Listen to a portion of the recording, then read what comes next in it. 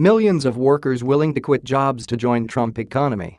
Here comes the Trump labor rally, firing on all cylinders, more jobs everywhere, and millions of U.S. workers ready to quit for more pay and better employment opportunities, according to some analysts.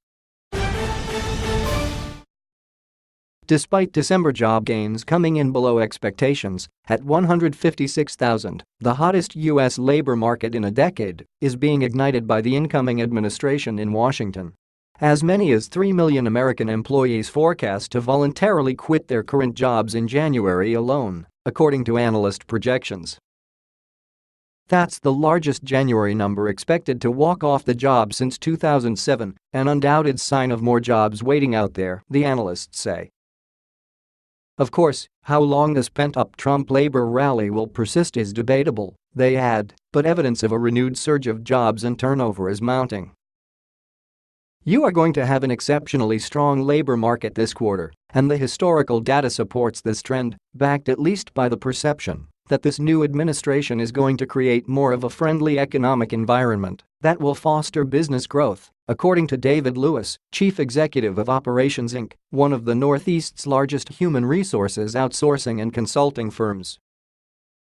And I would argue that this quit data is one of the strongest leading indicators, a sign of strong job market confidence, he said.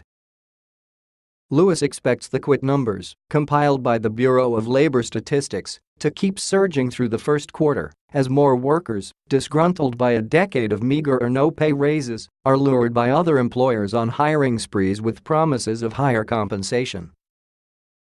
Recruiters and job websites already report a jump in new openings.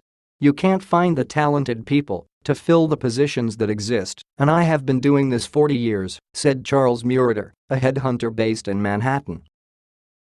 The first quarter could see many unhappy campers ratcheting up pressure for higher pay and a flight of talent foreshadowed by this mass exodus in January, as record numbers accept other work for higher comp in industries with strong job openings, said Lewis, a human resources professional who has closely studied the quit data during his 30-year career.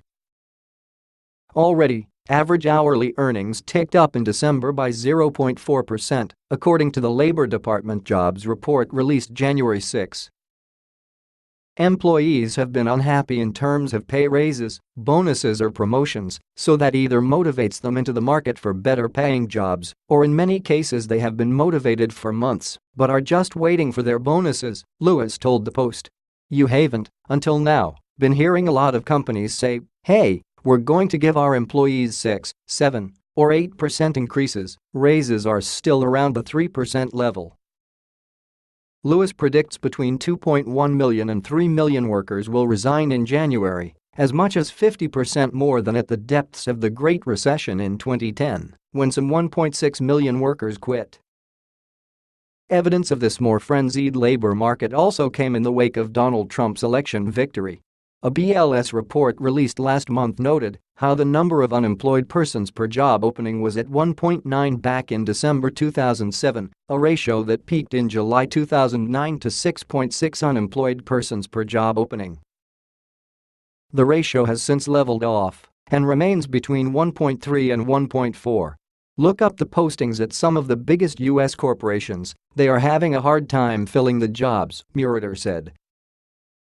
Lewis said present signs point to unemployment taking a dip from 4.7% nationwide to settle at nearer at 4% on the back of stronger gross domestic product. We have the Trump version of friendly economic policies, but we have to make some assumptions too. If, for example, Trump tees off China in the morning and we can have an international crisis, then all bets are off, Lewis said. This article originally appeared on New York Post and was reproduced with permission